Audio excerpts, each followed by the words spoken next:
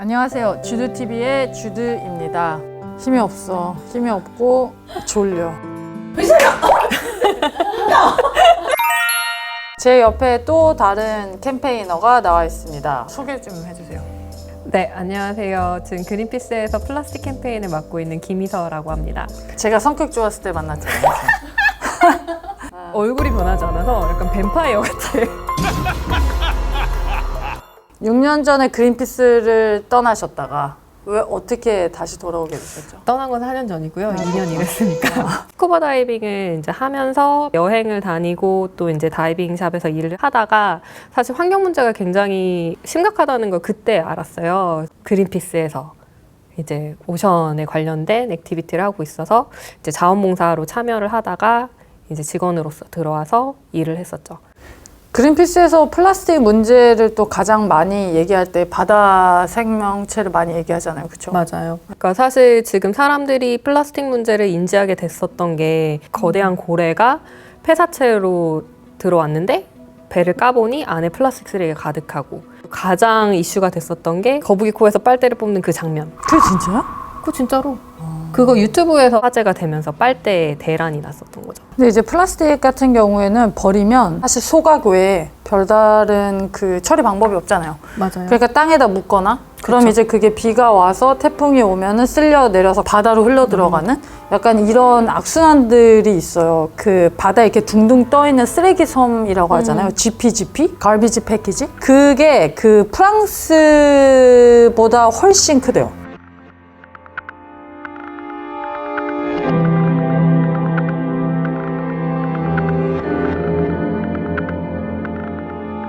시민분들이 우리가 처리할 수 없을 정도로 사용하는구나 라는 생각을 그 당시에 많이 하셨던 것 같아요.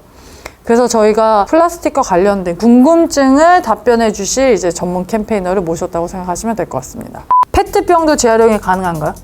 네, 가능합니다. 페트병이 플라스틱 중에 가장 재활용이 잘 되는 물질이에요. 색깔이 있어도? 색깔 있으면 안 되죠. 색깔 없는 페트병이 잘 돼서 지금 국내에서 대부분의 페트병들이 색깔 없이 이제 만들어지고 있죠. 근데 왜 색깔이 있으면 왜 안 되는 거예요? 그러니까 단일 플라스틱만이 재활용이 쉽게 돼요. 나머지가 아예 안 된다는 건 아닌데 하려면 할 수 있는데 이제 이 색깔 있는 게 같이 섞여버리면 재활용률이 떨어지거나 이제 섞어서 퀄리티가 낮춰지느니 유색은 버리자. 내지는 이거는 고품질의 재활용을 하기보다는 저품질과 섞어서 재활용을 하는 그런 과정인 거예요. 우리나라도 노 플라스틱 스토어 같은 거가 있을까요? 독일과 네덜란드에 있다고 들었어요. 있습니다. 우리나라도 있어요? 네, 있어요. 그래서 저희가 우리 참 플라스틱 없을지도 만들었지. 또 까먹으셨네. 핫한 캠페인이라고 하다니. 금요일 4시야 좋잖아요. 네. 정말 우리가 생각하는 스토어가 두 군데가 있어요. 네, 하나는 이제 지구라고 하는 플라스틱 없는 스토어, 또 하나는 더 피커. 여기 두 개는 이제 실린더 형태로 해서 그릇을 가져가면 거기서 먹을 만큼 담아서 가져갈 수 있고 플라스틱을 사용하지 않는 대안 제품들도 전시하면서 판매를 하고 있어요. 나는 음료수를 왜 플라스틱에 따라주는지 모르겠어. 맞아. 비행기에서. 그래서 노 플라스틱 이러면 you care about environment. What? You should. 요즘 버블티. 맞아. 버블티 엄청 유행이네. 대만 엄청나죠. 그 버블티요. 버블티가 유행인데 이거 씻어서 재활용하는 그 컵 반납제도 시행 안 되는 이유가 뭘까요? 플라스틱 컵은 재활용이 안 돼요. 그냥? 어. 그 하얀색 그것도? 그거 다 쓰레기. 어. 되게 얇잖아요. 이 얇은 것들은 재활용하기가 되게 힘들어요. 플라스틱 컵이 재활용된다고 플라스틱 컵이 되는 게 아니라 플라스틱 컵을 재활용하려면 이거를 플레이크로 만들어서 조그마한 이제 작게 만들어서 그거를 다시 녹여서 만드는데 일회용 컵처럼 좋은 플라스틱 밸류로 올라가냐 하면 아니거든요. 다운그레이드라고 하는데 저품질의 플라스틱으로 떨어지는 돼요. 근데 그런 것조차도 만들 수 없는 게 이렇게 얇은 플라스틱. 그래서 그냥 버려집니다. 빨대도 똑같죠. 그러니까 컵 반납 제도가 시행이 되려면 사실상 컵이 다회용용기로 된 다음에 공유하는 컵 시스템이 나오면 이게 가능하겠죠. 그리고 우리나라는 안 되지만 외국은 하고 있습니다. 면도날의 플라스틱은 어떻게 처리해야 하나요? 뭐 테크니컬로 얘기하자면 면도날과 플라스틱을 분리해서 플라스틱에 들어가도 재활용이 안 되는 거죠. 전기 면도기 사용하셔야겠네요. 아니면 털을 다 기르던가.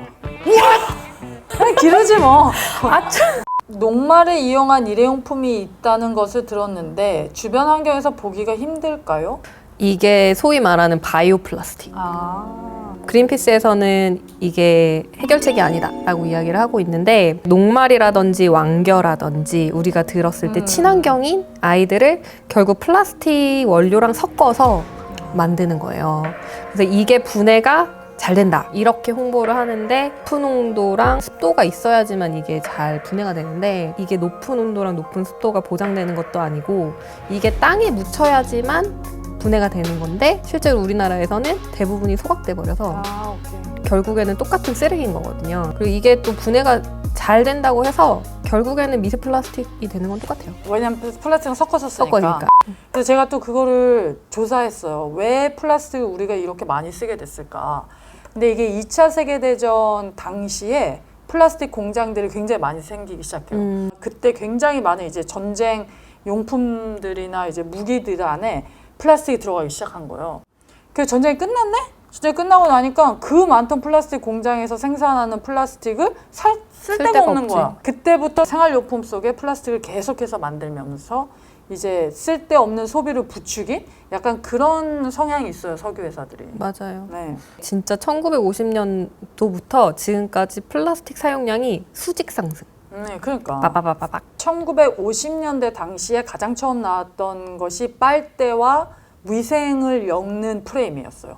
그걸 누가 제일 많이 가져갔냐면 코카콜라. 깨끗하게 빨대를 넣어서 병과 접촉하지 말고 먹자는 광고를 엄청 많이 만들어요. 나 이거 몰랐어. 네. 제가 좀 쓸데없는 거 많이 알고 있죠. 플라스틱 쓰레기는 재활용만 잘해도 되는 건가요? 안 되죠. 사용하지 않는 게 다행입니다. 재활용률이 얼마나 돼요? 1950년대부터 지금까지 사용된 플라스틱 양이 약 83억 톤. 그리고 그 중에 단 9%만 재활용이 됐다라고 이야기를 하고 있어요. 플라스틱을 플라스틱으로 재활용하는 비율? 이게 그래서 물질 재활용률이라고 얘기하거든요. 실제로 물질 재활용률만 봤을 때는 한 20%에서 25% 사이다? 그러니까 10개를 쓰면 2개가 될까 말까라는 거잖아요. 그쵸. 그렇죠. 그러니까 이렇게 쓰니까 8개는 어디로 가야 될지 모르는 상황이 모르고? 계속 생기는 거죠. 걔네들이 그냥 버려지고 의성 쓰레기산처럼 사실 쌓여지고 의성에 갔다 오셨죠? 갔다 거기 왔죠. 어땠어요? 이제 큰 도로에서 안쪽으로 이렇게 들어가는데 그 안쪽으로 들어갈 때부터 냄새가 나요. 그러면서 차로 이제 또 한 5분 정도 안쪽으로 이동을 해야 되는데 그 바깥까지 악취가 나는 거죠. 그리고 들어가는데 팻말에 막 너무 힘들다, 우리를 살려달라라고 하는 주민들의 피켓이 이제 적혀져 있고 사실 너무 커서 스케일감이 안 와요. 플라스틱이 자연 노출로 그렇게 방치돼서 쌓여 있으면 자연 발화가 생겨요. 이게 또 석유화합물이기 때문에 또 엄청난 독성 물질이 이렇게 막 나오게 되는 거죠. 그래서 사람들이 이제 거기 불 끌어 올라가고 있고 포크레인으로 휘집어주고 물을 뿌릴 때마다 냄새가 더 심하게 올라오고 이게 전 되게 슬픈 것 같아요. 의성은 서울에서 보이지 않잖아요. 냄새가 우리한테 오는 것도 아니고 만약에 의성에 있는 쓰레기 산이 내 집 뒷마당에 있다면 전 아무도 그렇게 쓰지 않을 것 같아요. 맞아요. 그죠? 진짜 그래요. 그래서 플라스틱 캠페인이 중요한 거죠? 그렇죠. 왜냐하면 플라스틱은 줄이지 않으면 해결되지 않으니까.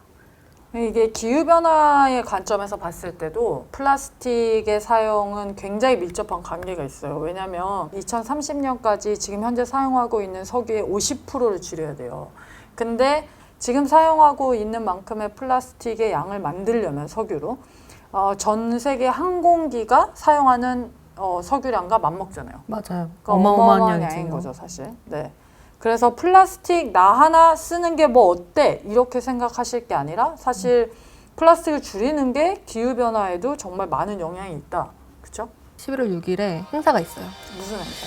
그 그린피스에서 이야기하는 글로벌 리필 데이. 내 에너지를 리필하고 싶다.